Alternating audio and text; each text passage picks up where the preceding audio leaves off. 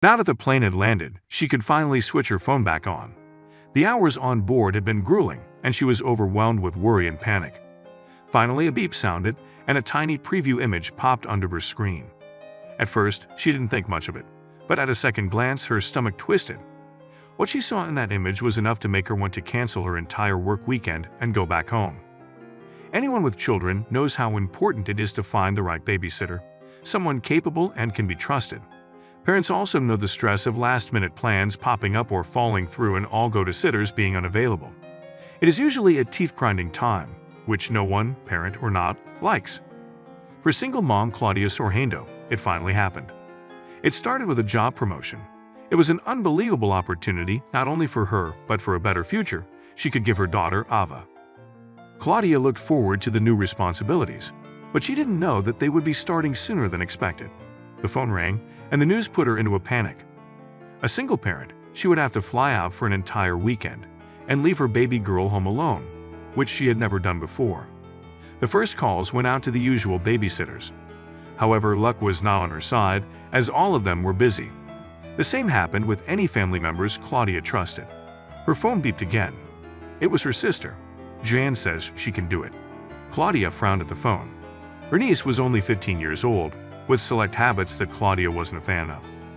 The young girl might have been an option for an evening, but the idea of anything longer than that put a cold pit in the mom's stomach. She glanced at her itinerary. Did she really have a choice? The family understood the overprotectiveness this mom felt. After all, she had lost her 3-month-old, Janelle, due to a medication mix-up at the hospital. They had been the darkest days of her life. Jan wasn't her number one choice, but her sister promised that things would be okay. Her precious little girl would be in good hands. "All right," she said and ran to pack, all the while holding her daughter close and already missing her terribly. The next day her niece arrived looking bright and excited. She kissed her aunt, then squealed and hugged the baby. They weren't even on the to-do list yet, and the girl already had her phone out and was snapping photos.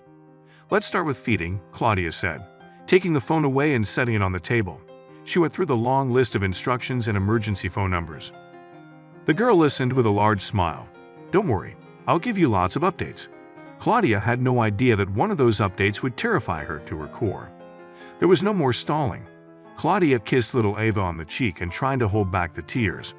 She hadn't been away from her baby girl like this before, and it already hurt. Through the taxi ride to waiting in the lounge, she texted dozens of messages to her niece, who kept her in the loop about what was happening. Well, that was until the last message went unanswered. Claudia held her phone in a white knuckle grip, hoping to see new updates. She ignored the recording to turn off all devices. It wasn't until the flight attendant came directly to her and asked her to switch it off did she press the button. It would only be a few hours. What could possibly happen in that time? No amount of deep breathing, in-flight entertainment, or positive thinking helped the mom get through the agonizing flight. The worst part was the landing and moving towards the gate so they could get off. "I'm not waiting anymore," Claudia thought, and turned on her phone. A new message, finally. It was a picture. Claudia squinted at the fuzzy pink mass. The caption read, "I was making a sandwich." But it was the photo that sent her into a frantic spin. The tiny thumbnail showed her daughter covered in a pink blanket, but her legs looked deformed and swollen to twice their size. What happened? Claudia texted back in all caps. She had to force herself to rewrite the message in a normal case. She called Jan's cell. No answer. Claudia dialed again. Nothing. Her heart beat through her chest, and terrifying images flew through her mind. For a person who was always on her phone, how could her niece not answer her call now? She was hundreds of miles away and helpless. She could call only one number and pray they got there in time. Claudia hit 911. She frantically gave the details through her tears.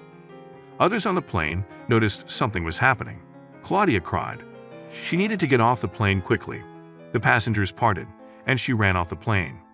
It wasn't until she reached the security line did she look at her phone again. This time, the image was loaded and clear. She slumped against the wall. "You've got to be joking," she muttered, staring at the truth. There was no deformity and no swelling. There sat Ava, happy and content within Jan's pink stretch pants, like a baby kangaroo in a mama's pouch. "What's going on?" Claudia typed. Her mind couldn't place what she was looking at and what she thought she had seen earlier. The answer made Claudia turn red with embarrassment. The young girl had wanted to make a sandwich, but didn't want to leave the baby alone, even for a second. She also couldn't find the baby holster, so she improvised. The photo was just proof to show how the 2-month-old was perfectly safe. The story then took another interesting turn. Claudia took to social media. So, I asked my niece to babysit baby Ava. Later, I received a text saying that Jan wanted to make a sandwich, but didn't want to let baby Ava out of her sight. Lord, send help, because this was her solution creativity at its finest. She detailed her niece's ingenuity, not knowing the post would explode. It was shared more than 300,000 times and received just as many likes and comments. People chimed in on how they wish they had thought of that with their own babies. Brilliant. I carried my babies around on my hip in the 70s. I wish I had thought of this. It also gave Jan a potentially lucrative idea. The new business idea would be called Chipants. There were even ideas on being able to convert maternity pants for extended use. Everyone loved the idea, and Jan already had a huge supporter, Claudia.